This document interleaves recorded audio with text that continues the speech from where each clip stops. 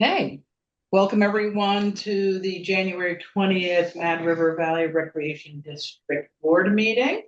Um, we have, let's see, uh, Alice Peel in the public is joining us. Hi, Alice. And we'll go through just as a reminder on our agenda.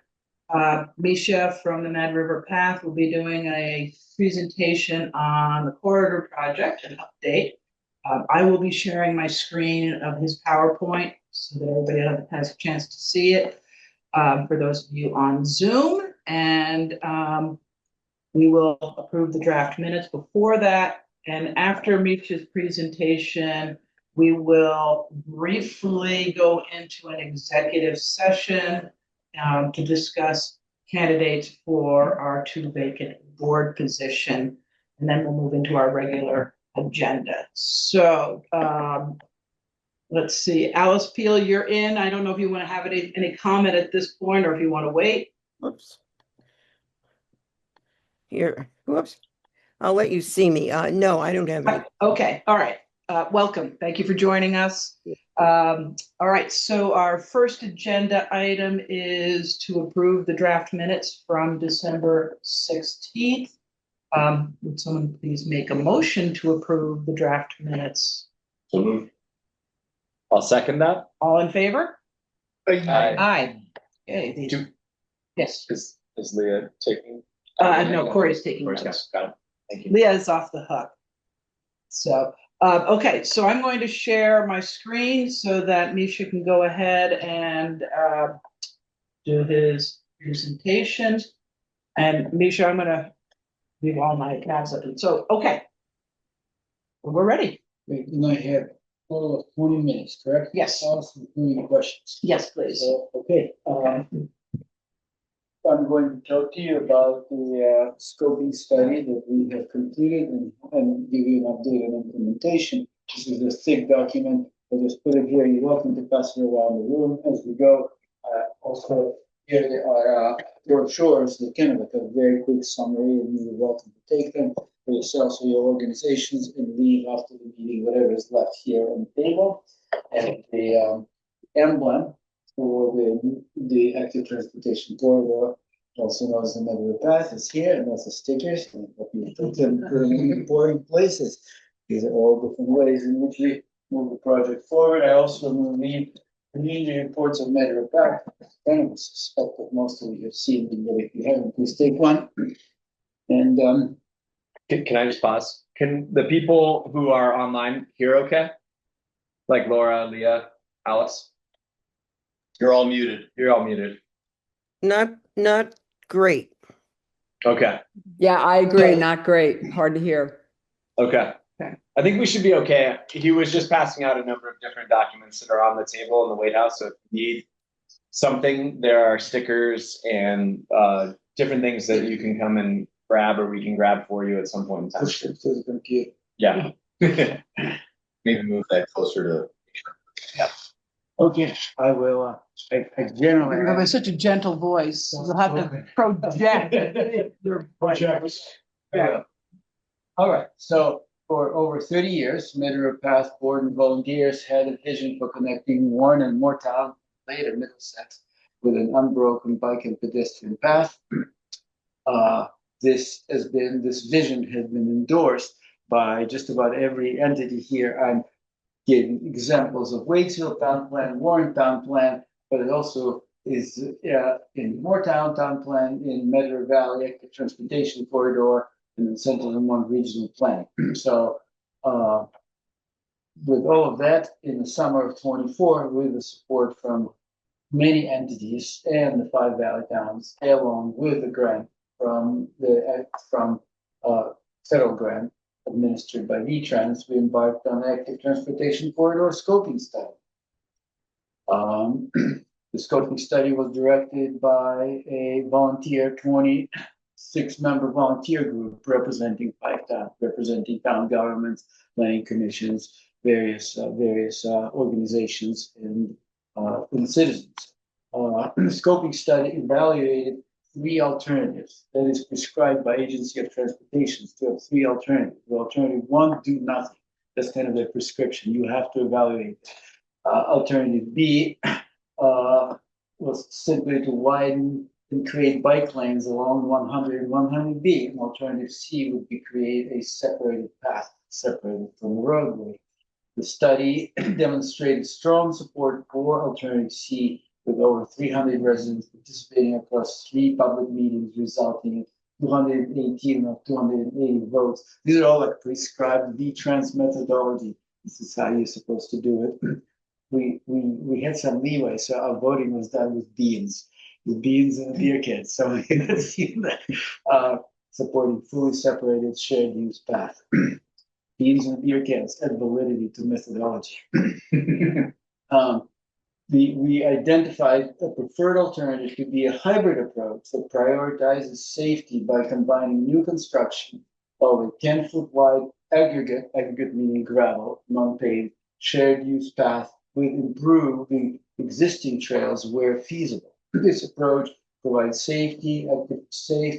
active transportation access for all ages and abilities, linking villages, schools, businesses, recreation areas, serving as a major tourism and economic development driver, and creating Vermont's premier multimodal corridor.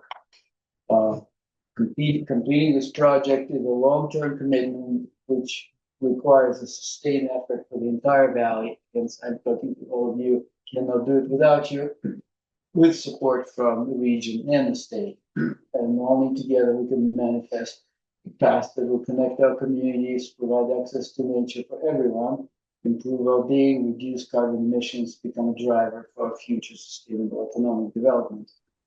And this little guy will see it all completed. And very briefly, this study looked at the corridor in 4 segments. Segment 1 went from Warren Village, from Warren School to Munfield in Waitsville. I'm sorry for the quality of the maps. Segment 2 went from Munfield to the Waitsville Village. Segment 3 went from Waitsville Village to Moortown. And sorry, Alice. Well, they're a little out of order on the one you sent, So so. for keeping up. Fine, Dave. And segment 4 went from Moortown to Middlesex Village. And with this study, did it come in a different way? They're slightly Same different. presentation. No, they're not. It's, Well, it's also possible. that I unless it's said way it down wrong. here. Okay, whoa, they're way down. There you go. Okay. So we also ran out of funds and ran out of steam with a study. And when we got to Moortown Village, our engineering firm said that we have to stop there and do another scoping study from Moortown to Middlesex because we ran out of time that was allotted to us and the money that was given to us. So we have a little bit more to do. Okay. Phasing of the project. Now we're moving to implementation. Phasing prioritizes segments that close the gap between the existing sections of the path.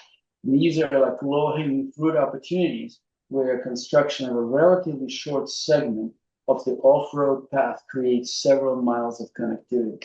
And so in the current funding climate with federal grants either getting small or disappearing altogether, and the Trump administration canceling anything that has the word bicycle in it, or trying to, or saying that it's not good for our economy. We have to not stop, not wait for anything. There's nothing to wait for, but just start thinking practically. Because while it will be easy to succumb to say, oh my God, it's not possible, the money is dried out, the climate is totally different to what it was when we started, for our well-being or our communities, we need to make progress. It's more important than ever to make progress on the ground and improve our communities, so that we have something to really be excited about for everybody, rather than succumbing to despair. Hence, strategy is really, really important. So here is the strategy of how we will connect Warren and Waitsfield. I'm going to, illustrate that for you. So we have a Warren path from Warren School to the main street in Warren. So we are going to stripe bike lane on the main street to Route 100. We cross 100 and strike Westfield Road and Ellen Lane, low traveled, low grade roads. From this point, we're now away from the river, and on the west side, we are proposing first mile of that. And this is the mile that we need to build. If we build this mile, when we build this mile, we're at Riverside Park. Here we have Riverside Park to Wabanaki Recreation Area. And now we need to cross the bridge, and we have a clever way in how we will cross this bridge without having to get off the bike, or in a safe way without building a whole other bridge. Then we had Cloudwater Farm. All this path we can improve with community fundraising. We don't need millions of dollars. We need thousands of dollars. I'll get to this later to improve all our existing path. We can connect Kingsbury Greenway and Cloudwater Farm path and Yestermore path. And then we have a short section between Yestermore and Bundy Road, where we already have a Bundy connector and all sorts of ways in which we talk working with Medbush Falls and Waitsfield 10 and adjacent landowners to get to Montfield. From Montfield to Laurel, we have another 0.9 mile.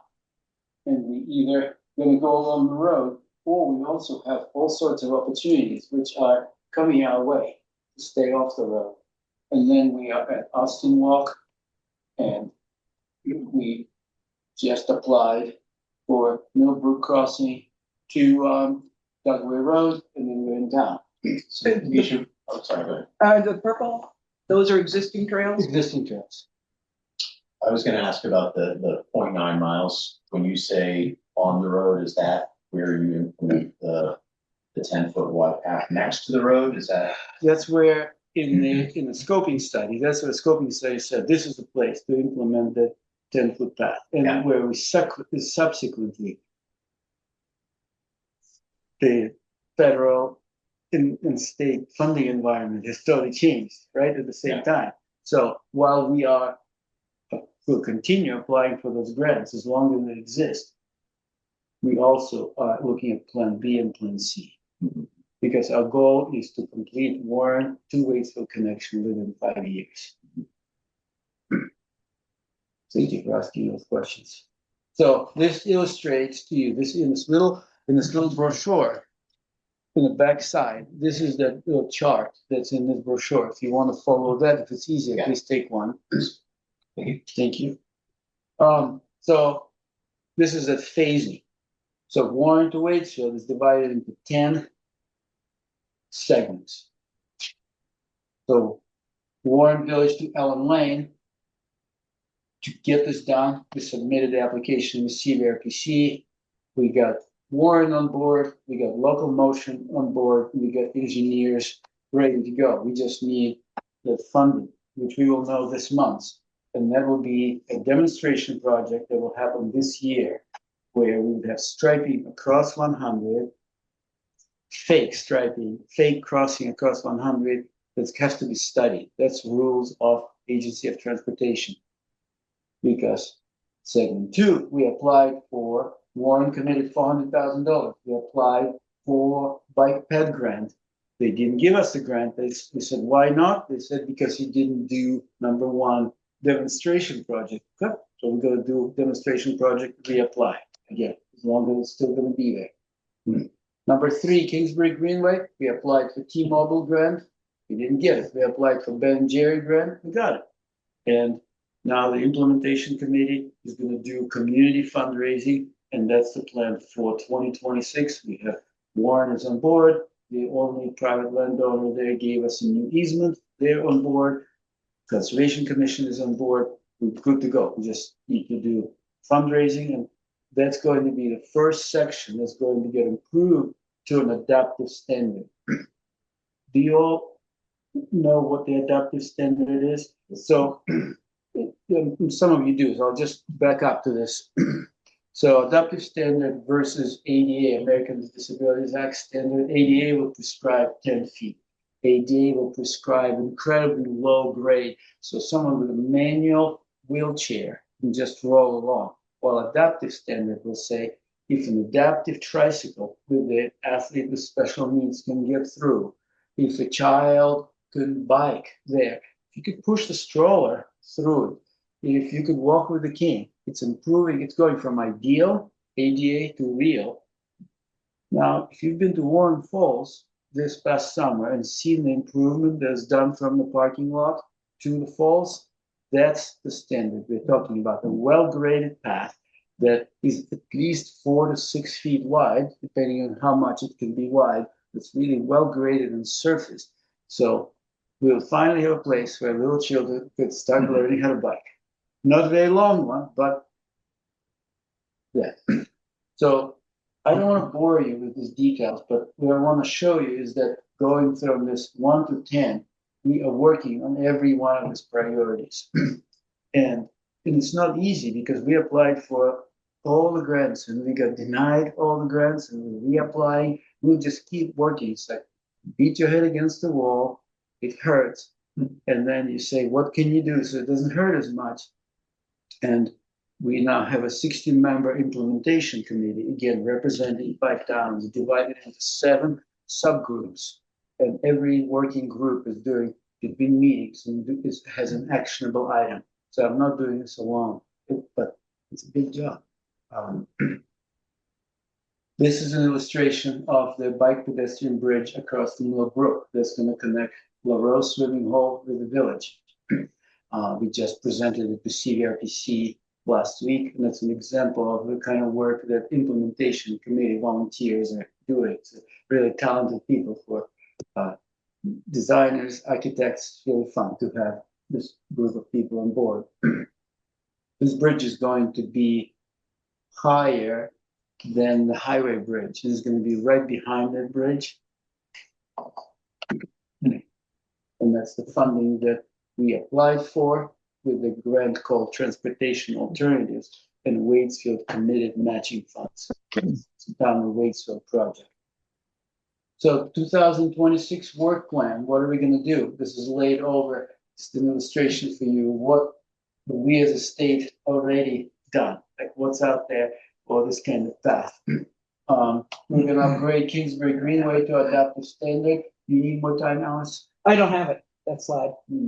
It must have come corrupted between Mac and PC. It's essentially this very presentation. I apologize for not doing it earlier. Just finished it just before That's all right. the meeting.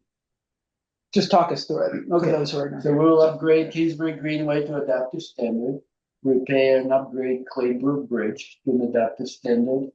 We'll complete 100 crossing demonstration project in Warren Village, and hopefully complete demonstration project for the Kingsbury Bridge crossing with board traffic separation. Secure funding and permits for Fiddler's Walk upgrade. Secure, and that's RTP, Recreational Trails Program. We applied for that 2nd year in a row. Hopefully, 2nd time will be easier. Secure funding for Millbrook Bridge crossing to Fiddler's Green. Begin implementation. We will plan Austin Walk upgrade this year. And very importantly, our plan this year is to hire a 20-hour-a-week position of implementation coordinator. And we are proposing that this position is funded in equal third by Town of Warren, Town of Waitsfield, and Medgar Path, so that the towns have skin in the game and it's affordable to everybody. And that's how we can afford this 20-hour-a-week position. Because for me, with running the organization that has many facets in recreation in the Medgar Valley, I need someone who 100% is focused on this. Just working with our volunteers, 16 volunteers in 7 groups alone, it's right there. So finally, I was driving through Yukon Territory to Alaska, and at mile 1,872, that shared use path was still running along the highway, and the moose were walking along it real safely. And if they can do that many miles of a shared use path, we can build 19 miles in the Medgar Valley. And thank you. So questions for Nisha? The Millbrook Bridge, is that the same one that you're referring to at the LaRue Swimming Hole? Yeah, Millbrook, across the Millbrook, right next to the highway bridge, and now people from town in the summer, you watch people walking right across with their towels. Oh, 17. No, No, on one It's hundred. Millbrook, people walking on 100, yeah, right on 100, people walk to go to LaRue, and then they hop. That's on- not Mill, that's the Mad River. That's Millbrook, the Millbrook before it enters. So that's below, south of that nursery. South of And- Mid River Massage, right? It's right by Rob Sargis. Yeah, road Okay, charges, Mid okay. River Massage, Okay, that's the crossing. But So we're the imagine- bridge right by Eagles. Yep, like between Eagles and Matter Massage. Okay. and so it would actually cross the Millbrook stream Yep. there. Millbrook right there. And then Okay. does it become a And then it becomes- across the road itself or does it go across the road? Okay, so currently, we have connected the new rec hub, right, with the village via Fiddler's Walk. Correct. Fiddler's Walk currently follows Butcher House Drive. I'm sure I don't want to take up more time, so I'm not gonna pull out maps. I know you're. So from Butcher House Drive, you're on the Dugway Road. Mhm. That's all legit, right? We Yeah. could sign Dugway Road. So this path will go from the end of the Austin path, Mhm. which currently ends right before the bridge, span the Millbrook and continue to Dugway Road. So it will effectively connect the LaRue swimming hole with the village. So it's all on the east side of the road. I'm just trying, okay. All on the east side of the road. And if you want to continue to the rec hub, you would follow the existing path and cross at Medgar Valley Real Estate on the existing sign crossing. And is there an environmental scoping study for that bridge? This is done through Transportation Alternatives Grant. So if we win the grant, that project is going to take 3 years to complete at least, because it's going to have to go through NEPA review, which is National Environmental Protection Act, which in itself takes 1 full year. It's very tedious. And So it's that's- already integrated that's into the grant integrated- itself. Integrated into what integrated into grant is a strenuous environmental review. Yeah. But so Misha, that's the point in the road that floods almost every year. Yeah, that's why So- the bridge that you saw, Laura, on that illustration spans from where the current Austin Walk ends. From there, it becomes a raised boardwalk that goes up and ends at Med River Valley Massage driveway. So you all know the project, and you, Laura, knows better than everybody else, the current bridge that we built across Millbrook as part of the WORAG grant. This bridge is going to be identical to that bridge, except it doesn't have a curve, but it's going to start and end with a long ramp. And it's going to be held with the helical piers, which is a low impact approach, and the floodwaters can come right under it in and out without the bridge being on the way. It's also right behind and below the highway bridge. So the highway, as long as highway bridge will stand, this bridge will stand. It's gonna be like hiding right behind it. Each of your 2026 work plan, how much of that desired scope of work is funded versus how much needs to be resourced?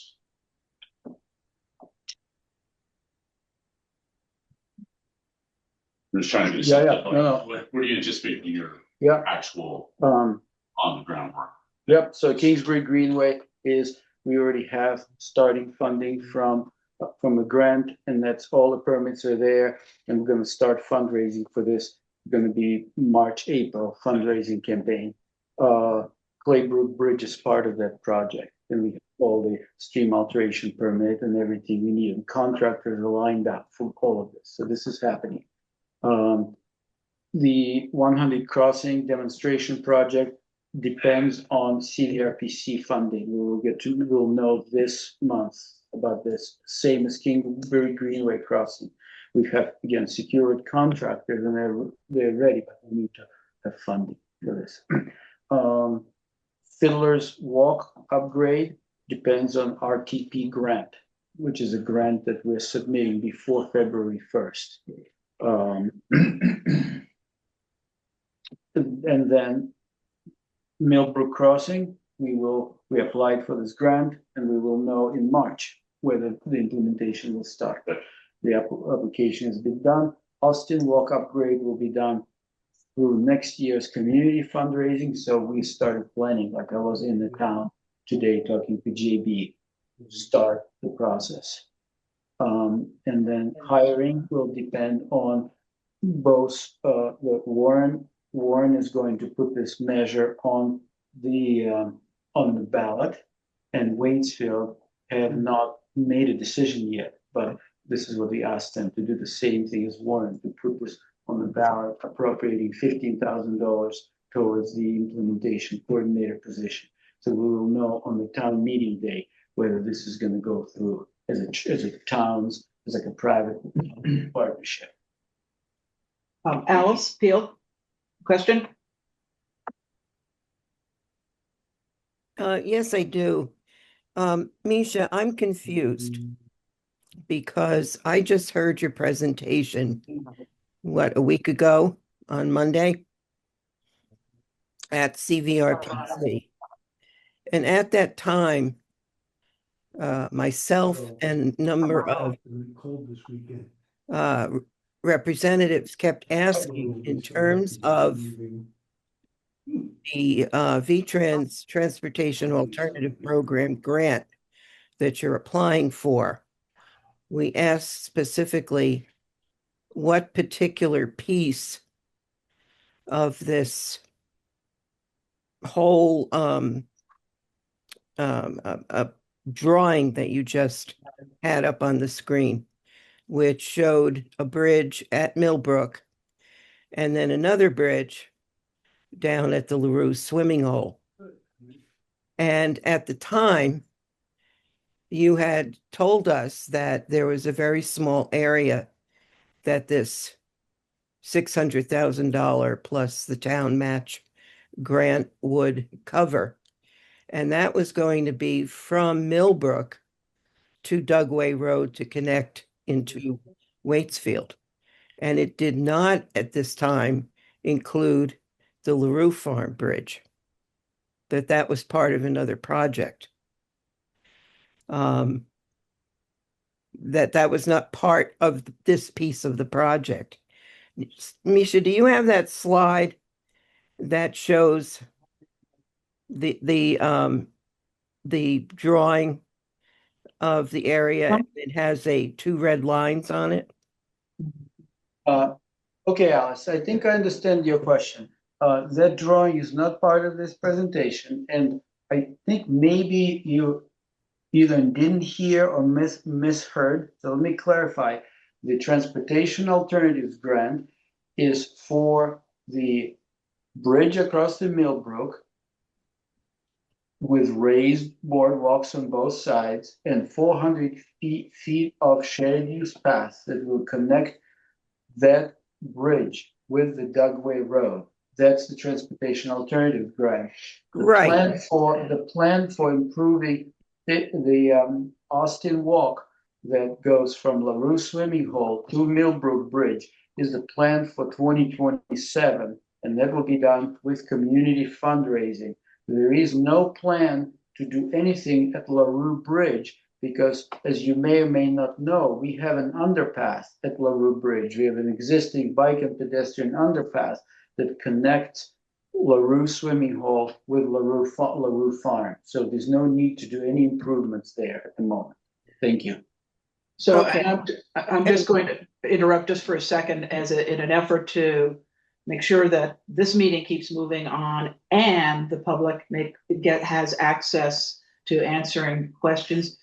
So Misha, what other forums are going to happen where the public is invited, where these kinds of questions? And I don't want to, Alice, my goal is not to shut you down, but rather to facilitate the movement of this meeting while ensuring that you have opportunities to ask your questions. So what other opportunities are going to exist? I'd say, Alice, why don't you come and meet with me and we can take as much time as you need to and go over the entire project in as much detail as ever you would like to, because I'm worried that in all these public meetings, people have questions and you have more questions. So I just invite you to come. No, I just wanted, this all was, sorry, I just wanted a clarification, making sure I understood what I heard at the CVRPC meeting last week and what I'm hearing tonight, and just making it clear that this TAP grant goes from Millbrook Bridge to Dugway Road, and that's the only piece of it. And you just verified that. So that answers the question.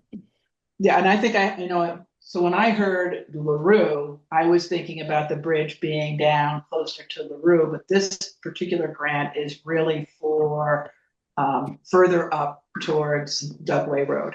Right, yeah.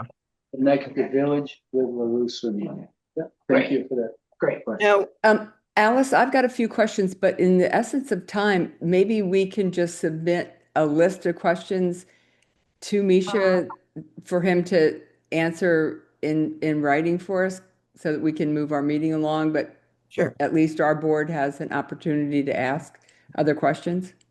Sure. Does that work for you, Misha? Okay. It does. I do have an ask for you. Sure. So I hope we'll have time. But I do, of course, I much prefer answering questions like this. It's a little easier than in writing. But if that's what needs to be for your timing, I'm happy to answer them in writing. I think that one of the benefits, obviously, of public meetings is that everyone has access to the transcripts and records of a meeting. So questions that are asked, which is a shortcoming of us submitting questions to you, Misha, that will come back to the board with the answers when the public may have questions. So I think, making sure that there are plenty of opportunities there are for the public to ask their questions out in public. So I think, for the sake of this particular meeting, for the sake of the board and questions that we might have that may be specific to potential funding that we might do, that it's in our wheelhouse, let's direct those questions to Misha, and everybody needs to, keep an eye on the announcements of those opportunities for their public forums. Make sense? Good. You guys are good with questions for now? We're good. Anybody, immediate questions right now? Thank you for giving me time. So here's my ask. So with applying for, we have to apply for many, many, many, many grants. And one of the aspects of every grant are letters of support. It's very tedious when I have to ask same organizations for letters of support again, and again, many, many times a year. What I am proposing to Conservation Recreation Visioning Group is that this is a project of a valley-wide importance, of a huge consequence for the valley. And I'm proposing that this group that's made of 15 organizations, right? All the group would write one letter of support for active transportation corridor. And but Laura said that in order to do it, every board has to approve this in itself. So if you guys were to approve this, that as part of Conservation Recreation Visioning, you would support the project, you could simplify. It's like a process of simplifying this incredibly complicated hundreds of applications, right? That require support letters. If we had one letter with 15 organizations signatories to it, it would be a very powerful letter, and it would save hundreds of hours over the course of next many years. So I'm working towards it by going to every organization and asking this question. Would you support doing this? So you don't have to vote on this with me in the room, but that's an ask. Would you, as a recreation district, be a signatory to a letter from Conservation Recreation Visioning Group for those applications, various applications? And every time we would just say, like I say to Alice, we say, Alice, we are applying for this segment now. This is what's in it. So there's no blind signing, but it's like streamlining the process. And Alice could review and say, yep, we're good to go. So I think procedurally, what would be helpful is if the 15 organizations part of CRV makes that proposal and says we support doing this as a collective letter. And I think that for us to say, yeah, that comes from the CRV, we're on board or we're not on board, may be contingent on any questions that you have for Misha that might be sent to him, in terms of any aspect of the project that we say, yeah, we're very comfortable being part of the collective of, single letter. So because it's like different with different entities. So for example, the town of Towns, they do an action. They say, like Waitsville and Warren, they say we endorse the active transportation corridor, we authorize Mad River Path to act on our behalf, seeking funding. But for other organizations, it's a little different, right? It's to say we endorse this project and we would support it by writing letters of support, which Laura does already. Like Laura wrote several letters of support for different aspects, but I'm just working towards a slightly simpler approach. That's all. And Misha, I also think we'd have to see the letter. We'd have to of course, know the absolutely. You will see wording. yeah. Because one thing that is I find a little troubling is that there have not been environmental reviews done. And I know you just said that one of the big grants that would, if you get the grant, then that gets done. But it's a little hard to say yes to something when you don't know some of the details about how it will affect the river. So that's my hesitation. Yeah, the chicken and egg. In order to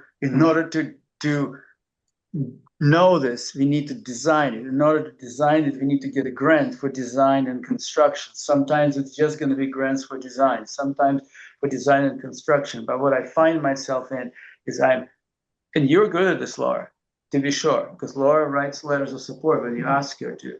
But I'm finding myself like, Bob, could you write us a letter of support? Vermont Adaptive, can you write us a letter of support? And that in itself is the proof. And then chasing all of this. So that's what this, yeah. So Laura, Okay. would something in a letter that would say something along the lines of,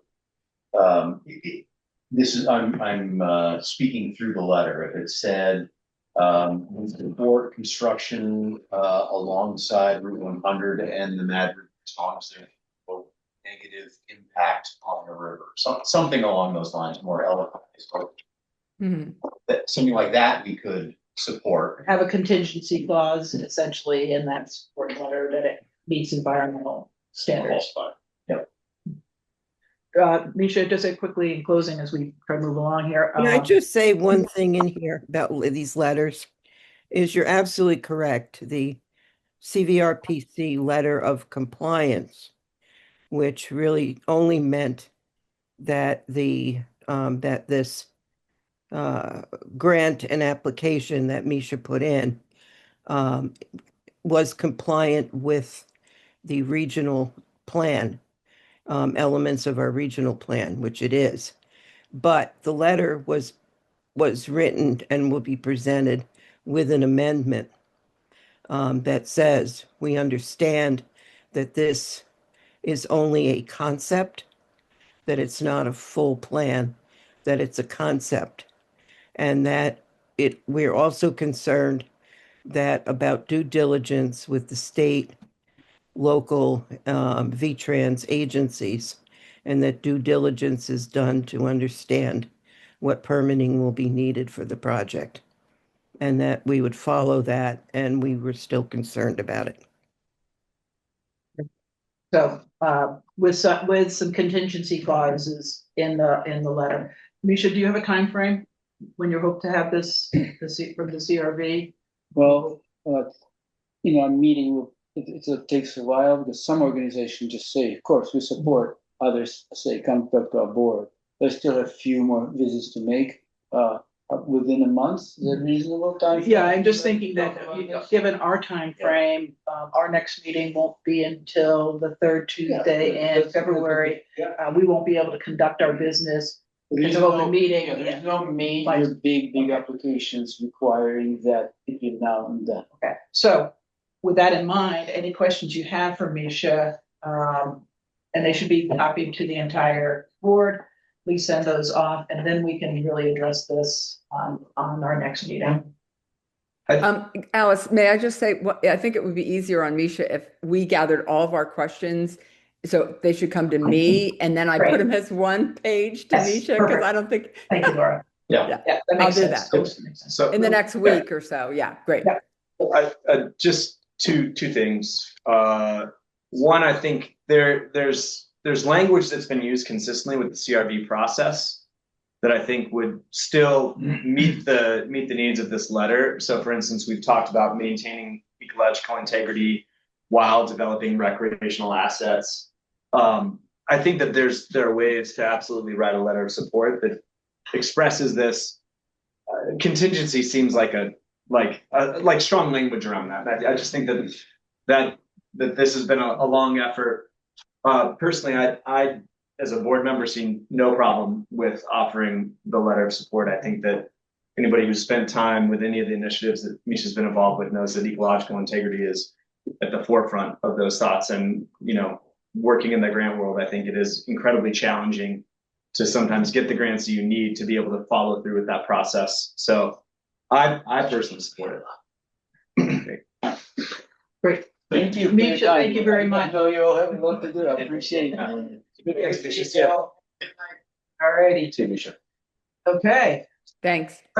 Once again, you guys, if you have questions, please direct them to Laura, who will collect them and get them off to Misha. And certainly appreciate any thoughts in terms of language that might be, you know, appropriate for that. Given that it's that ultimately that letter will come from the CRB collectively, I think it's fair to assume that the ecological integrity will be central to that letter. One would say. So, okay, so, good. We are at 7:18. We're going to move forward into an executive session, which means Alice Peel, you get to peel off. Oh, Okay, Yeah, we will, thank you very much for coming. I've actually been in executive sessions, and I know how we make people peel off. So. So bye-bye. But thank you very much for your time tonight. Thank you. All right, so as per the process for executive session, I'm going to make a motion to enter executive session for the purpose of discussing our board candidates. We have 3 of them for 2 vacancies.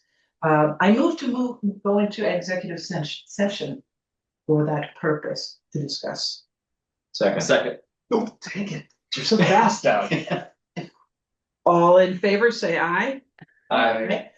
Laura's going to turn off the. yeah. Okay. I'm having an issue here. It's telling me that I need an update on my Zoom. So can you do that? Can you make it go into, I'm afraid to hit the update required because I don't know if So let me I'll go lose share you guys. recording, right? Let me go there. You would want to go. Oops, sorry. This is your record. Okay. Request host to start cloud recording. I mean, is it? I've lost the view that I can No. see Okay, anything. I can't. What if you just hit this okay here? I mean, that might not do anything, but. I mean, is it possible that I'm not sure how to do that. What if we say try, and if you like if it doesn't update and it kicks people off, like if Leah gets kicked off, Leah can just log back in and then we can text you, Laura, when we're out of executive Okay. session. All right. So I'm going to try the update required right now. Okay. I'm going to Who Oh, started the uh-huh. meeting? Alice or All Laura? right, Laura. Okay, I can While stop that the is- recording. Okay, we have exited our executive session. We are back in our open public meeting. And to report back the vote and the decision of the board has voted to present to the Warren Select Board our nomination for the Warren position for Stacy Weston, and voted for Kevin Anderson to be our at-large member. Okay, good. Thank you, everybody. So our next agenda item, we're at 7:30. See how we're doing. We're good. I think we're good. I just want to keep an eye on it. Okay, so our next agenda item is just to seize the moment while it's still fresh to reflect on the grant process and anything that we might want to change. That doesn't mean that we have to resolve that tonight, but are there topics or things that we are going to raise them now and solve them later? I think we're going to have to talk about the scholarship issue Yep. at greater length. I guess I'll just throw out, we've had this unwritten rule of 5,000 as being our max. And I'm wondering if, based on our new Moortown contributions, which will give us more grant money, if we can have an unwritten rule that's a little more than that. Because I'm just looking at what we did this year, and we had, 78,000 in grant requests, and we granted almost 70,000. And some of those were max at 5, because we said that's where we were going to stop. And maybe that's Just a question. Yeah, and that's something, to put on our list as we discussed, and that may be relevant as we begin to think about our strategic plan more intentionally, looking at the work that Laura's done with her infrastructure report, and thinking about what's out there that might be possible that we really want to support. Yep. So certainly that is. Also, is there time outside of the meeting today to focus on grants, or is this kind of it, the debrief session? I think this is really just a moment to capture what our feelings are coming fresh off of, and we can always come back to it. Yeah, But I feel like before we release the grants in the fall and make it public that don't we typically have a grant meeting in the early fall to make sure that whatever application we're putting forth is reflective of any changes? Yes. Laura's squinting at me like maybe I'm wrong, but I feel like. No, we did that one year because we wanted to change the application. We haven't done that every year. Okay. We could.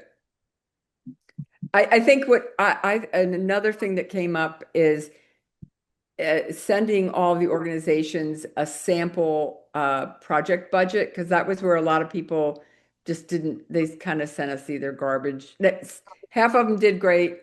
A few just sent like something that was too simple. So maybe that we talked about that, maybe just having that on our website under the Q&A, here's a sample, and I can refer people to it.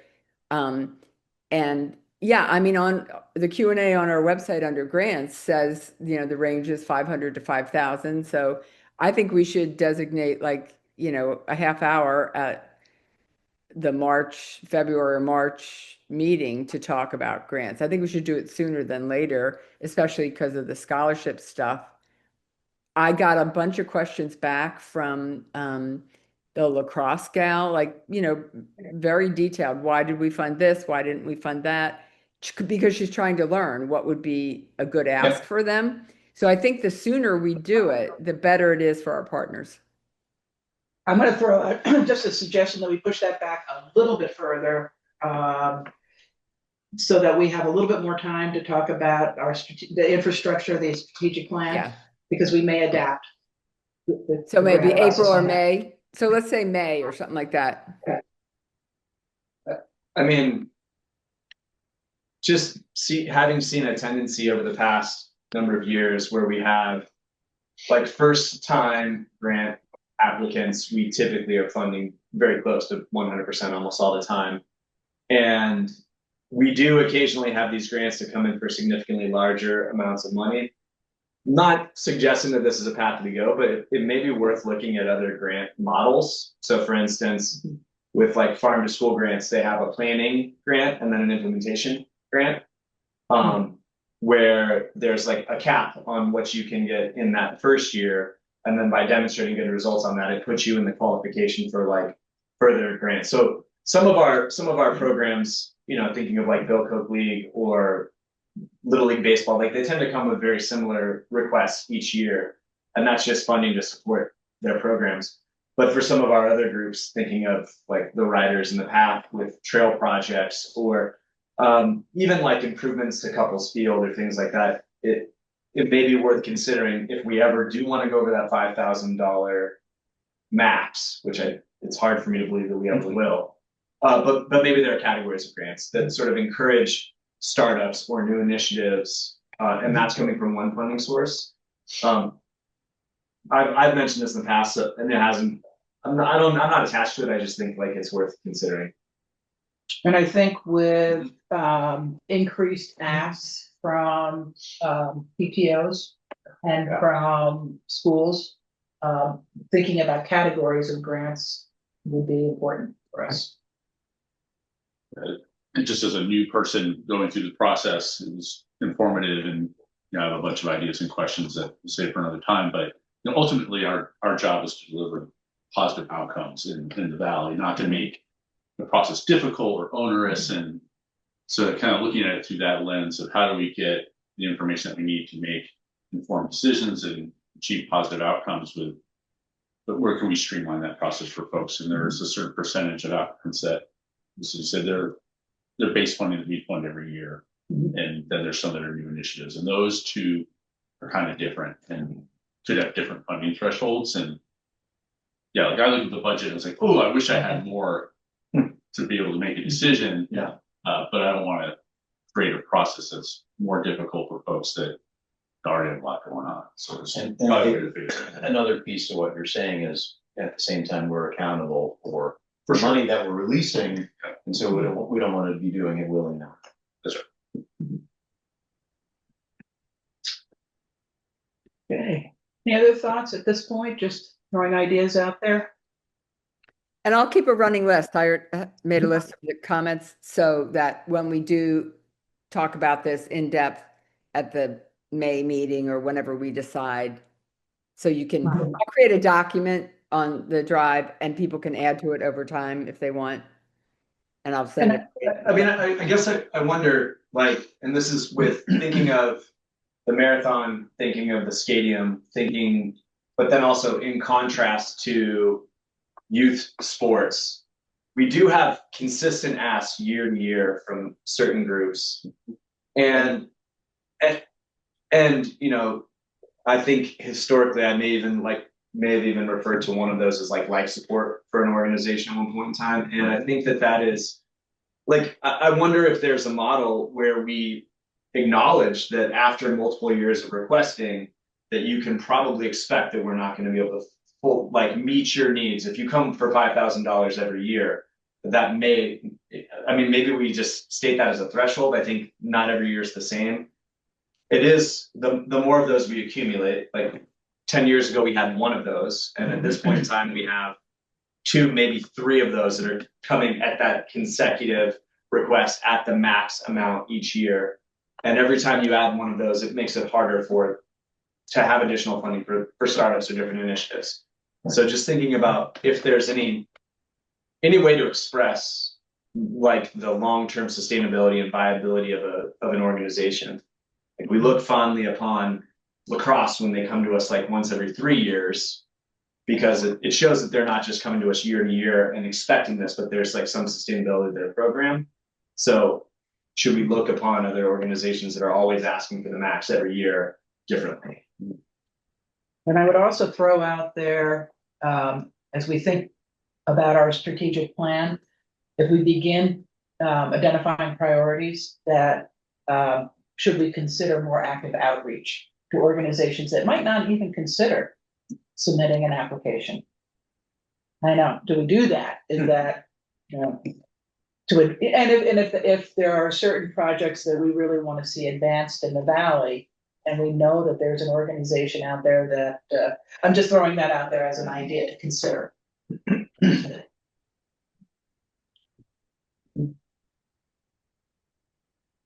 Anything else you'd like to add in the brainstorm for now? Okay, very good. We are going to move on to the follow-up discussion on Stark Mountain Foundation grant, up to 4,500. Did everybody have a chance to take a look at their, it was actually in the infrastructure report, right, Laura? Yeah. You want me to pull that up? I can Yeah, pull that that up. Okay. And this falls in line with the question about grants moving forward. I think this was a pretty neat solution to saying, right now, we've really got to talk a lot more about scholarships. I think one of the things that we will need to talk about with grants is whether we would support something that was like a buy lease program. So, let me see if I can find that. You know, if we're gonna turn around and say, here, you're gonna, you're I used think to it was in the Oh, packet. I think it was It an was- email. I have a, I can check. Board packet, got it. I try to keep them up. There it is. Okay. So,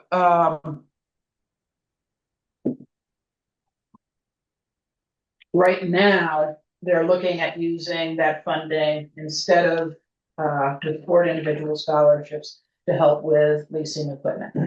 And they raise the possibility of in the future, whether a buy and lease program might be something that we would consider. We don't need to answer that right now, but I think it would be on our list of grant considerations discussion. Would we do something like that? We've opened, you know, every time we've funded equipment, it is good with the understanding that that equipment would be used and reused and reused and reused as opposed to Until it's done. until it's done instead of passed forward to an individual. So any questions on where Stark Mountain is right now?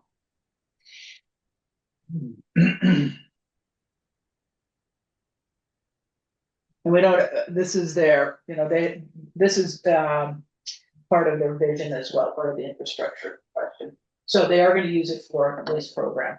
Yeah, I mean, I think it's good that we got them to think about how they're doing it and they're looking at their model. That's what results. I do wonder if they would, well, you know, if Bill Koch is sufficiently funded to get Nordic equipment, that they might think about expanding their ski program to include Nordic as well, just throwing that out there. But let's not get too far into the weeds right now with I think that there's there are certain components, and we covered this with Stark Mountain, but like everything from aligning with for-profit businesses and money from the rec district going to for-profit businesses to the compensating of coaches. Those are areas that have historically been problematic. I'm not taking a stance one or the other, but like we didn't want to pay for Mad River Riders coaches because we thought that that was a tricky precedent, given the vast number of volunteers in most recreational programs. And with most of the equipment, we asked groups to purchase that for it to be reused. And anytime a group has suggested that they were going to purchase and give that to participants, we've discouraged that or not funded that. Because we want to see that that money gets recycled through the program as long as it can. So I think that, like, offhand, they don't seem like irresponsible requests on behalf of Stark Mountain, but I do think that there's a can of worms attached to each of them. Because if all of a sudden we're paying for bicycle rentals for everybody in Mad River Rivers, and we're paying for coaches for every, well, that just gets, it's not tenable. Yeah. So I think Chris would be understanding of that. I think he would definitely hear that stance. I just don't know what the workaround is right there. Well, this ask is not for coaches. This ask is for the rentals. Correct. I think part of it in the discussion around Stark Mountain was that they were wondering about whether that money could go to Mad River to compensate for the coaches for the program. For lessons. Yeah, for lessons. Right. But we said no. I mean, they never, we didn't. Yeah, Yeah, that was a hard no, and right. there was no pushback. Yeah. And one thing is, somebody took over Alpine Options. There's a new owner. And so they're not certain whether there will be that generosity continuing. So, they hope it will, and they hope it's committed for this year. And then I think it's September is the time frame when they make commitments. So that's when they would be using this money unless something bad happens in this transition with Alpine Options. Any more input, commentary, discussion on Stark Mountain? Okay. Do we need, we don't need to do anything. at this No, point. no. Okay, so thank you, Laura, very much for your infrastructure report, your research and collecting this infrastructure. That was great. It's great. And again, we're not going to, at this point, we've allocated roughly 20 minutes. We're really only going to allocate about 10 minutes to an initial discussion about any thoughts that are raised by reading this infrastructure report regarding our strategic plan. Any initial thoughts? I'd just like to bring up one thing about Couples Field is they need to repair the road, and mostly they have repaired it in the past. The repairs haven't held because it's really that the curb cut is wrong. So Bear has offered to talk with Pat Travers and then maybe the town of Waitsfield, but I think that we should be prepared to support Couples Field and going to the town or the state, whoever is responsible for the bad curb cut, which is resulting in the washing out of that road, because they probably have, Couples probably is a $15,000 or $20,000 repair, It's big. so it's big. So I think, and that was one of the things about this infrastructure report is knowing what's ahead of us, because, if the town of Waitsfield or the state says, no, sorry, too bad, would we help Couples Field, which is such a valuable infrastructure asset, would we help them with more money to get a permanent fix to this issue? And I don't see all the other groups have more like aspirational things. There's no like problem, on the horizon. So I think we just need to keep that in mind. Agreed. I am going to try and get the different groups who need resurfacing talking to each other, because Tennis courts. yeah, the tennis courts, because that's something that we might be able to facilitate if there's a better Get a bid. two for Yeah, two for one. And then so I think that facilitation plus, like Bill Koch has the lighting, the rechargeable lighting, movable, whatever. We're talking about some lights at Mad River Park, perhaps in the future as enhancements. The Warren was going to change over to LED lighting until they found out it was going to be 60 $100,000 for them to change to LED lighting with, they have, you know. They already have it in place. I mean, they already have the You know, wiring in place. so, right, so I can't, I haven't started, but I think I should start to research what lighting options might be for Mad River Park and price tags, because, you know, we need to know what we're getting into if that's, and for me, I think lights at Mad River Park would go ahead of bathrooms or potable water. Like, you know, it's not broken, it's not perfect, but kids bring water bottles and we got portalettes, you know, but the lighting, we're coming against all these groups that don't have enough space for practices and games. And so, you know, and if the middle school teams need to expand, you know, Mad River Park is pretty close to Harwood. I feel like that lighting is probably something I should start to research. I stopped short of asking the other elementary schools, so Facein and Waitsfield don't have recreation committees like Moortown and Warren do. And I stopped short of asking those two schools about planned infrastructure because Alice wanted me to, talk to the board about, is that a good use of my time?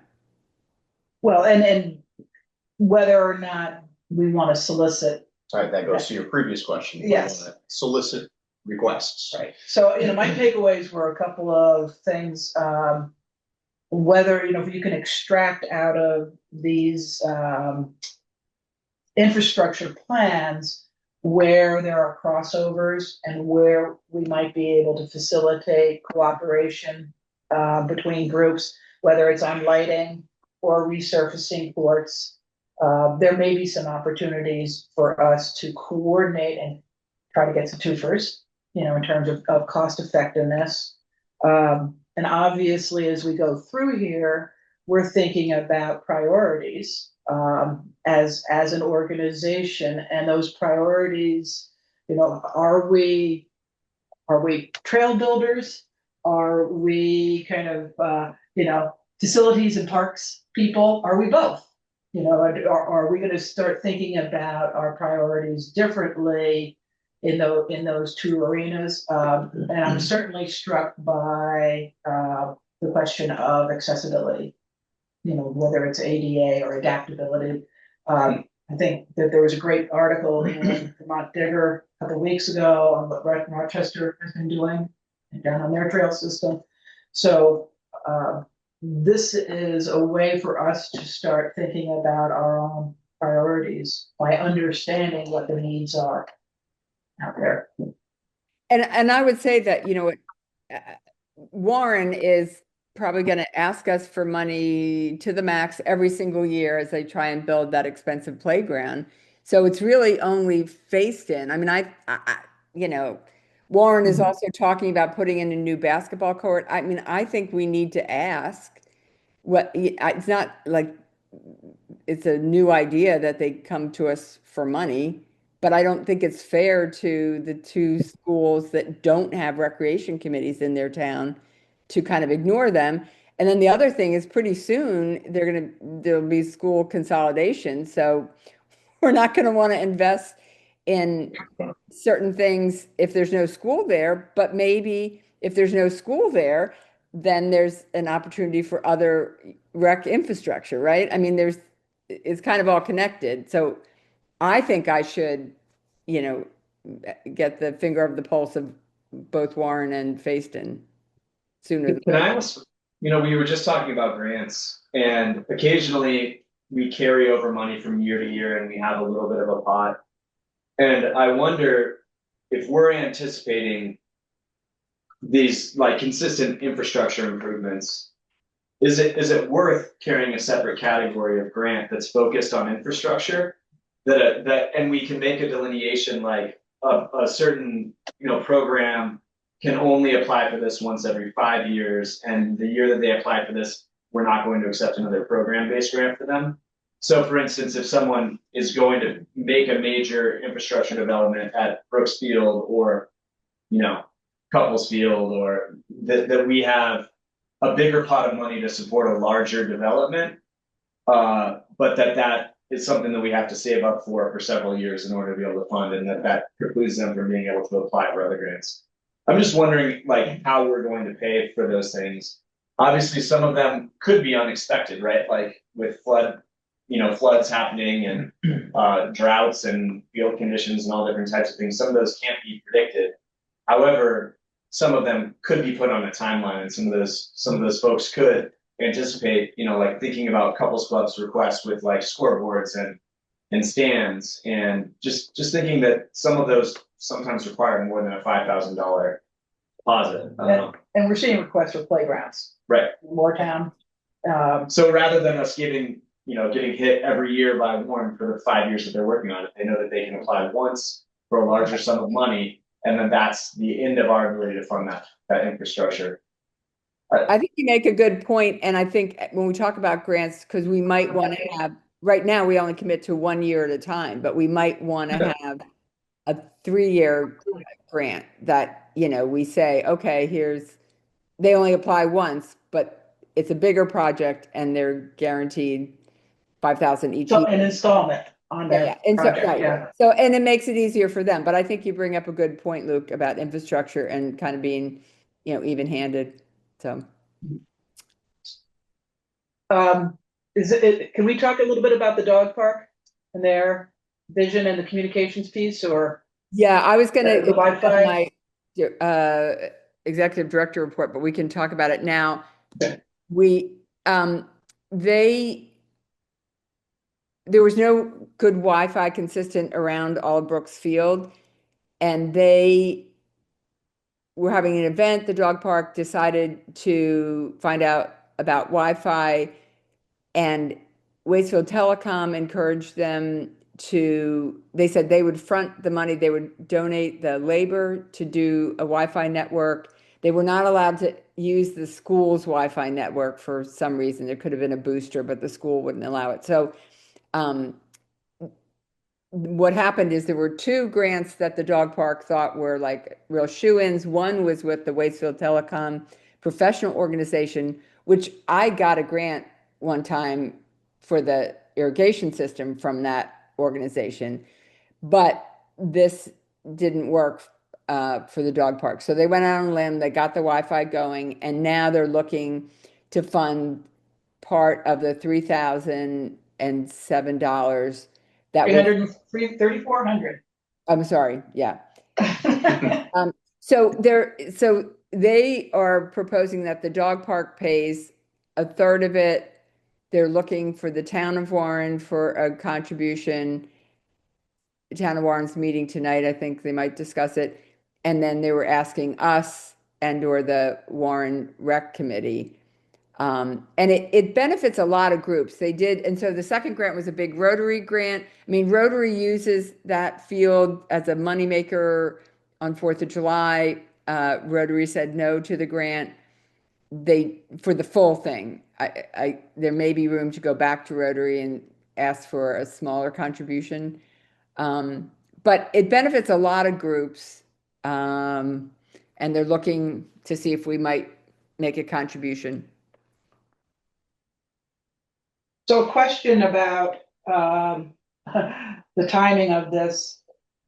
And I know that the dog park originally, when they came to us for initial grant, there was a lot of discussion about becoming self-sustaining and that they would be able to fund all of the maintenance and things like that.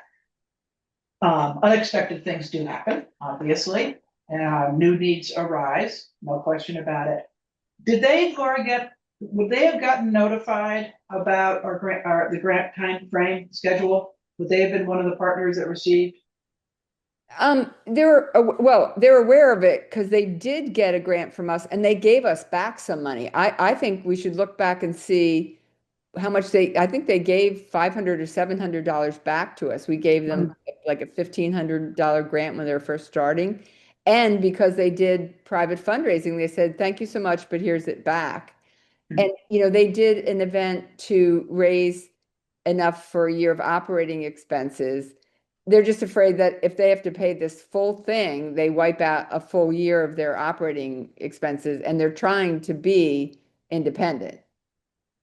And it, So I shared this with Laura, and obviously, a safety consideration down at a dog park is important. Dog fight happens, you need to be able to have self-service. We don't have self-service on trails where terrible things do happen. We, and I just, I don't mean to say that tongue in cheek, but my biggest concern is, in terms of timing, if we do an immediate out of cycle grant award, following on the heels of just doing grants, I think it sends a bad message to our other grant applicants that, that you don't go through the process, but you can go through an out of cycle. That doesn't mean that I don't support this need. It's a little bit of the procedural. If we can go back and find out what, they turn back to us, I feel good about saying, here, take that. But that's my feeling about just having an out of cycle grant immediately on the heels of awarding grants. I think they're looking for like about $1,000. It's not a big number. I think they'd be thrilled with $1,000 or maybe even 500. Not as thrilled, but it's just, there are a lot of groups that use the field, and I guess we could see where the town Warren, if they're gonna pony up some, and we could, tonight say yay or nay to an amount, up to an amount, or we could just wait and see if the town of Warren gives them anything, and then talk about it at our next February meeting. I feel pretty strongly that I don't think we should fund this. I think if you look at usership, for instance, at the Blueberry Lake Trails, which have similar conditions in terms of cell phone service, there's probably, my assumption would be that there are maybe tenfold the number of people that are using that space. I think it's I think it's a great idea. I think it's a safety concern, but there's plenty of safety concerns anywhere there's not cell phone service in the valley. And that includes all different types of recreation. Certainly there are dog fights, but there are also 80-year-olds that are walking on trails that could have a stroke and not have access. And I don't know that that type of infrastructure falls under the purview of what we're capable of funding. I also hear Alice's concern about, for every group that did not get funded, that, if they catch wind of the fact that we are giving out $1,000 after the fact, if that is a big programmatic difference for them. I think I think that's concerning. So I don't know. I think safety is obviously something to be very mindful of. And I think if we look at other recreation areas, that's not something we can consider across the board. Just so you know, we did not say no to any of the 17. We funded all of the 17 people who asked us for grants this year. Correct. Just saying. But we didn't fully fund all of them. And so I think that's the point that I'm making, is that, like, many of them did not receive their full request, and several of them were significantly under their request. And so I just think that there are certain things that fall under the parameter of what we do. I agree that safety is important. And I think that it's unfortunate. I don't know. As a person who, like, yesterday I skied at Lincoln Gap, there's no cell service. Like, sometimes when you are recreating, that there's an inherent risk of not being able to be in a place where cell phone service is realistic, and that's a contingency each individual has to take upon themselves, I think. And the reality, they now have Wi-Fi, right? It's been funded, but now they're looking to recoup. Is that correct, Laura? It has been, Wastefield Telecom fronted the money. Yeah. Now looking to, that somebody has to pay it. And Wastefield Telecom is gonna, ongoing charge. It was just for equipment. They donated their labor. They donate any monthly or ongoing charges. I would feel a lot, I mean, uh, Well, I wish can that I this just had, ask, I wish this had come in as one of the grant requests. I didn't know then, that Alice, they didn't know then that they were gonna get a no to 2 grants they thought were a shoo-in. I'd just like to ask Doug, what was the amount they gave back to us? Because that doesn't happen very often, and that, I What do just, you mean that they gave back to us? so they got a grant from us for about $1,500 a couple of years ago, and they gave some of that money back to us because they were successful in their fundraising. I'm just thinking of like a compromise, like, because that was pretty unusual and pretty cool that they did that. It was, In 3 Yeah, years? So 2023, we granted them $3,000 and they only asked us for 1137. I don't remember that they actually gave us money back, but I think they didn't they didn't bother asking for the full total because their fundraising was successful.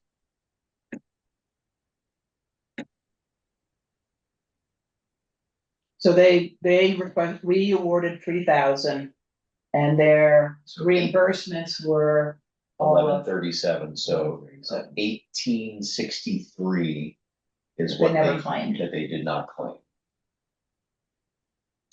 2023. So $2023, that would be.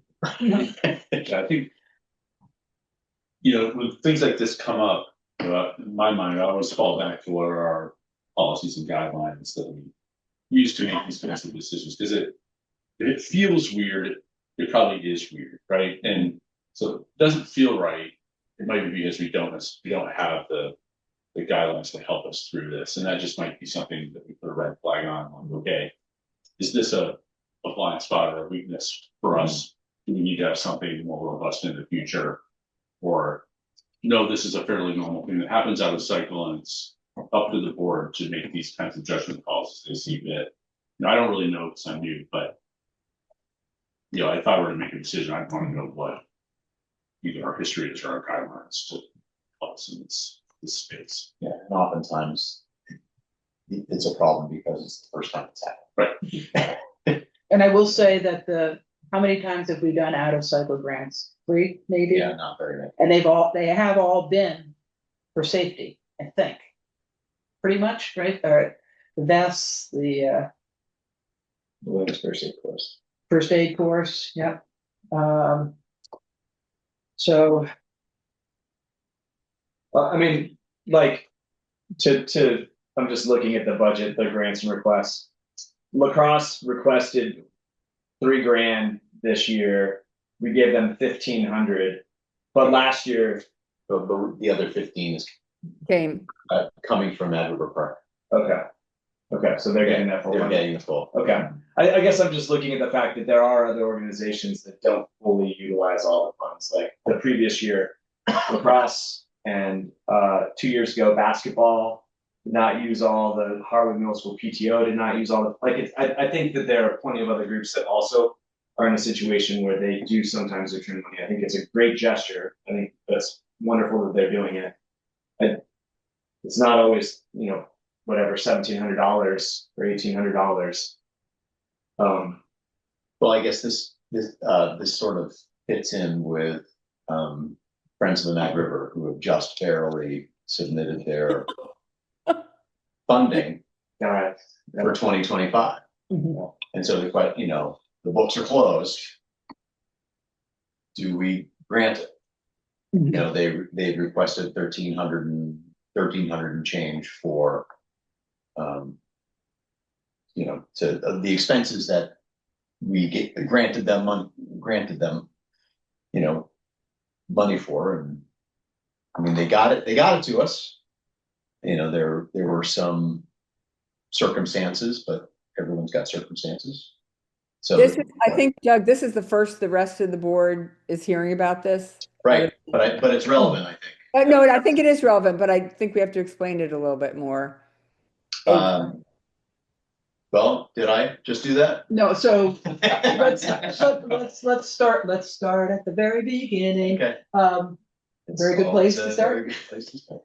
So our policy is if grant monies for some reason could not be spent, an organization could make a request Yes, to spend it in the next fiscal year. Yeah. And we have a time frame for that, ostensibly, which is well, by the end of the year. by the end of the year. Yeah.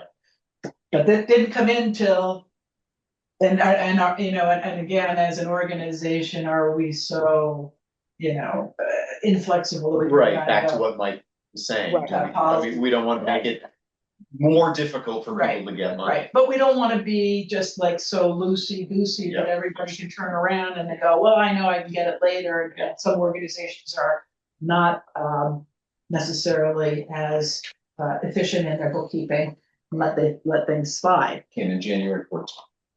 So, and ultimately it comes down to, Mary, do we feel like a good effort was made? Has this organization been responsible regularly in the past? So, I might get in trouble for saying this, but like, I went there and I was the one who spent the money, but I'm also not the bookkeeper and I'm not the one who distributes that. Like, I think that there are times for accountability and penalties, and like, if this is a situation, obviously I'll probably have to recuse myself from that vote because it is the organization I work for, but like, you know, if we were talking about a different group, I think it's like there are very clear parameters and there's a lot of flexibility. There's a lot of ways that people can do that. It does not take, you can send an email in 30 seconds or make a quick phone call or even probably shoot a text message to Laura and just be like, I'm not going to get this in, you know, and in that situation, I think that that's so. Right. Like, we don't actually have, other than just submitting a request by email, we don't have an out of cycle grant application, do we? no. Is that something that we should have? And I'm thinking about, should the dog, you know, since we're having this long discussion and it's 8:15 and not just trying to, you know, kick the can too far down the road, but kick it down a little bit to give us some time to kind of sort through this. Should we be asking the dog park to submit an out of cycle grant application? Hey, I'm sure Or they is would. it unfair if we already go, we're not gonna do it? Yeah, I mean, I'm sure they would. I'm just thinking about a couple of things. One, Mike's saying before, our call is to do good work with our money for the valley, right? So I think these two things, the dog park and whether or not we'd make the exception for Friends of the Mad River are similar amounts. We also have an excess of money this year. It's not like we're gonna have to just, so I think, you know, two groups had good faith effort to do good work. Not that, you know, we're talking about a little over 1,000 for Friends of the Mad River. And if we gave, you know, $1,000 to the dog park, they'd be thrilled. I personally think we're small enough to make exceptions like this and that it's good work.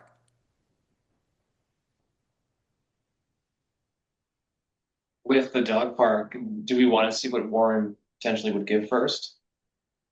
I think that, yes, I think you should vote. I think they're being asked to do a third of it, which is a little over $1,000, like 1,100 or something like that. So we could vote to give up to X, you know, if the town of Warren provided, or we could take it up again, that we could just do it at our next meeting.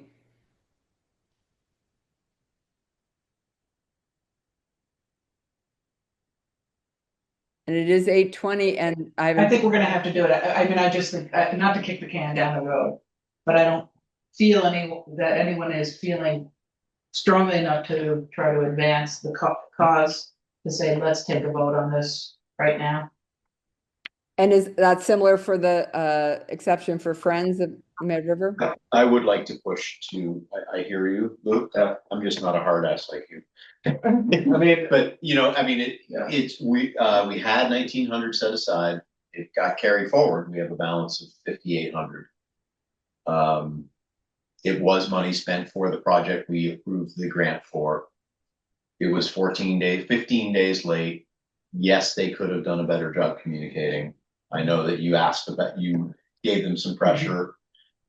So they had reminders. I don't know who the they is, but I mean, I don't know if it's Ira, but, any case, So I think that we have a situation where the grant request application was submitted. We approved it. Yep. We gave an award, and it's delayed in getting spent. At least half of the process is complete. and I will Or say, 3/4, it's been submitted, we approved it. and let me just see when it was spent. Oh, you're saying you spent, yeah, September. Okay, so I feel different, and it feels a little bit different. I think we're gonna have to wait on the dog park until next time. A little different insofar as there was no application, and I know, Laura, I know that they really were counting on getting those other grants. And truly making a good faith effort to be self-sufficient, which is what they have said all along. And we have to respect that effort on the part of the dog park. On an aside, they have $18,000 in their account. The dog park does. But if you look at their budget, that's Right. great. They want to have a few years. They're trying to be really responsible. They want to have. Yeah, which is great. Right, Yeah. which is- Yeah, they don't want So to spend it all. I think I would like to propose that we hold off on the dog park until our next meeting. And that we take up the issue of Friends right now. I'd like to move to allow Friends to submit that reimbursement for the grant monies awarded from 2025. Is that correct? It's already been Right. submitted, Alice. You're It's voting been to submitted. give them It's a the matter of us No, paying. no, and that we paid, They submitted for 13, out of the 1,900, they've submitted for 13 and 23 cents. and that we pay that. Reimburse that money that was awarded in 2025. I move to go ahead and award that money that was approved in 2025. I will second All in favor? that. Aye. And we're going to take up the dog park at our next meeting. We'll get a little bit more information about where the Warren Rec Committee is. And we can synthesize a bit more. So Laura, I'm gonna move on to you, or we've got Yeah. 5 minutes technically. Yeah, another funding thing that's come up, but I think it'll be easy to give a nod to is youth basketball got a 25% discount on their rental space at GMVS. And they'd like to buy basketballs with that extra 1,200. New basketballs are 100 each, but they are needed by the program. So So they're asking to reallocate some of the money that Reallocate. they saved from space rental towards basketballs. Okay with that, anyone, do we need to make a motion, or we just? Well, I think we do, just because it is a little change. Yeah, Move for them to be able to reallocate purchase basketballs with the limited save from the rental. I second that motion. All in favor? Aye. okay, great.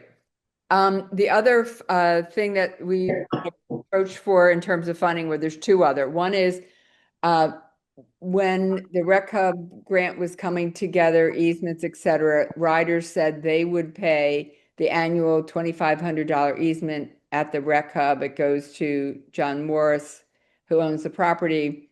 And now they are asking for annual support for that 2,500 easement.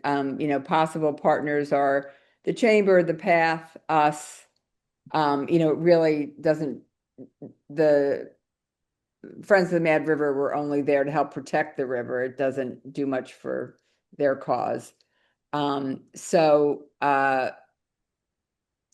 we can either just think about it, and I guess the concept, I guess we should just talk a moment about the concept. Would you consider, it would be an annual, if we were to agree to something, it would be for the next 23 years. And the contribution would be how much for That's the, That's up to us. They're looking for, I'm sure they're looking for about $1,000. for 500, the easement for the paying the annual? yeah, to John Morse. Yeah, I think it's a 25-year easement. I have to check on that, or it's 20, but I move to kick this decision down the road just because we have an annual report to look at that needs some work and Yeah. help, which is. Yeah, Right, prioritize it. and the other request is helping fund the code of ethics, and that's a big discussion. And I think we should kick that down the road too. And the only other things I'm doing, I was asked to speak at the State House for Trails and Greenway Council about our VORAC grant, but I will not be in the state on February 5th. So I suggested to Nick Bennett that he get Bob Kogut to do it. Bob works for the state. So yeah. Anyway, so he's gonna do that, but they'll talk about, they like to have examples of VORAC. And I talked to the new Waterbury Rec Director, Erica Linsky. They are doing probably doing swim lessons in March. And I told her we were interested and had set some money aside. So I'll keep you in touch about that. Norwich women's basketball has a game on February 3rd, which they're hoping basketball teams in the surrounding area will come and get recognized. And I've told Charlie Goodman about that. I'll put it on our website and put it up on Front Porch Forum, but no charge. It's a 5 p.m. game. And it's great to encourage women in sports. So that is I'm done.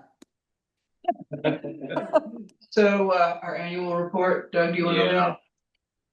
Yeah. So we've been playing, for a second.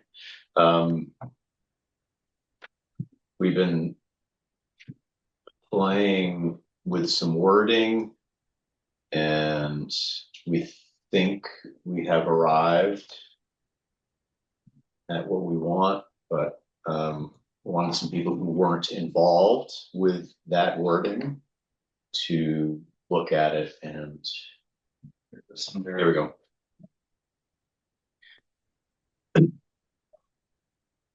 So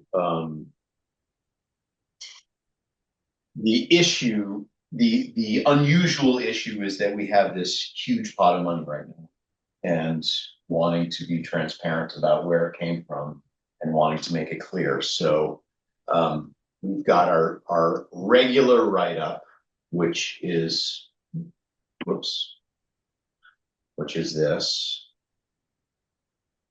That's our regular write-up. I can make that bigger.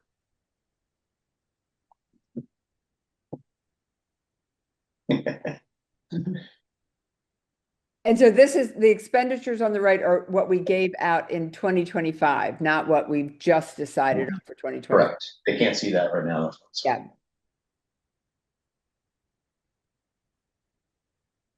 Right. So this write-up is a summary of 2025.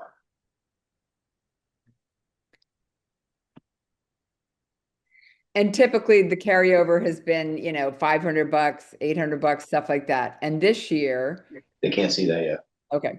They're just, I've got them reading right now.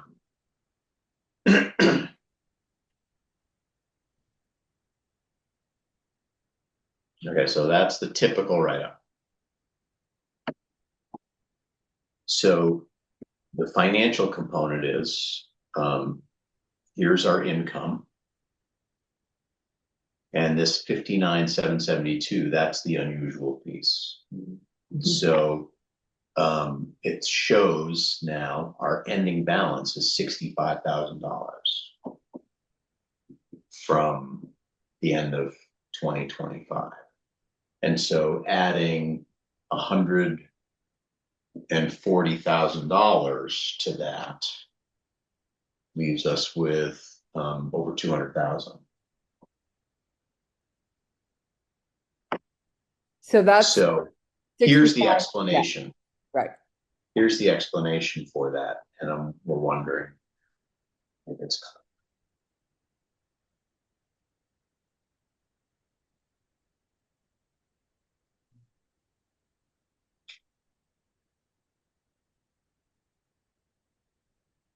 I think and I don't know if we have room, but the ending balance of 65,585. Mhm. I think that just makes it, because 65,585 is a combination of. Yep. Just makes it, well, what is that 65? It's the ending balance, right? Well, it's restricted funds from every part, so it's not, you don't have it as unrestricted funds to. That's right. So one other thought I had was to just have it in a category by itself, that it's project TDB for Mad River Park. It And was so that it does doesn't, restricted, then you'd have an issue, but I would just break it out. It's clear. It's not money. It's just used for. right, that is what my original thinking was, would be, is to break it out and not have it part of this cash flow for 2025. Gotcha. I would separate it as much as possible. It's a one-time thing, so it, like, even putting line items separate and putting the write-up separate, so it's clear, like, this is the operating budget. And we happen to have this reimbursement in this year, you know. Yeah. So I think this paragraph, instead of attaching it to the ending balance, this paragraph should just be, we have a 59,700, and just that part. Yeah. The final 59,772. Yeah, so like take that out and have the rest stand alone, explaining the reimbursement and why it's there. And have a separate line for that 59 for project. Yeah. Yeah. But I think people are gonna ask, where did you get show me, they're not gonna understand where the 65,585 comes from. People. I'm gonna put it back. I'm gonna make Okay. it 5813. I'm gonna make this back to where it was, 5813. It's very responsible to have that source of funding for upkeep of the asset. So I think that And makes then- total sense to me. I'm gonna take that out. Get rid of that.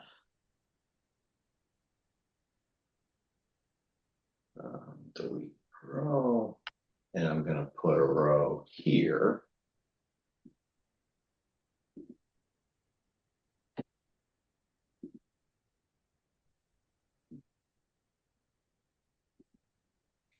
Usually I have all this stuff on the right hand, but because we gave money to so many different organizations, I ran out of room.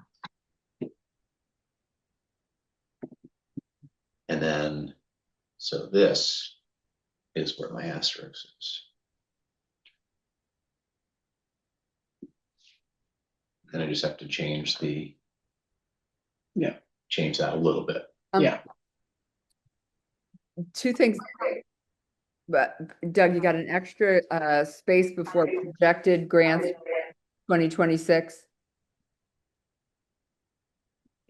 In the table. Yeah, and the Yeah, wording. it's just flush, it's centered instead of All flush. And the other thing is, we just voted tonight to reimburse, so it changes, and also we just voted for two new board members. Should we make those? Oh, yeah. Now? Right, so, well, the reimbursement's still happening in 2026, so it's just gonna go in this year's, Okay, so that it's not gonna change. So we can change in the list of our We can change board this. members. Yeah. well, we I- can't, because the town of Warren has Oh, to, They haven't yes, voted. right. So we can do the at-large. We can do at large. I will do that. Okay. Okay, thanks for talking through that with me. Okay. Laura, are you okay with that? yeah, sure, I'm just, And this is to be I'm shared absorbing at it. town meeting, Sure. right? This is like in town meeting In the reports. annual. Yes, got it. And is there, that work reimbursement asterisk, is there going to be a different line that is a project? Yes, it's gonna be a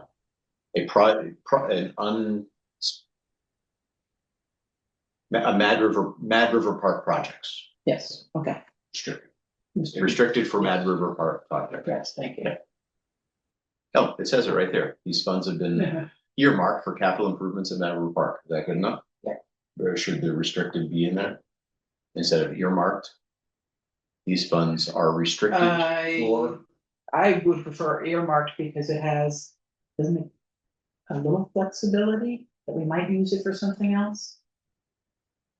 Restricted is very narrow. Yeah, it's usually the donor intent or the board voted to restrict those funds, so if you don't wanna. You want some flexibility, you're just trying to send a message that. This isn't available. it's not part of the operating, Yeah. it's not part of the grant program, it's It's just, great. Good. Okay, are we good? Yes. We good? Are you happy, Doug? I'm With that? happy. Laura, you happy? Yeah, I'm happy with it. Everybody happy? Good. All right. Then, I think we can have a motion to adjourn. I move to adjourn. Second. All in favor? Aye. Thank you, everybody. Thank you. Thanks. Guys, enjoy the warmer weather, Laura. Another day. Thank you. Bye. Did she say she was in Florida? Yeah. Bye.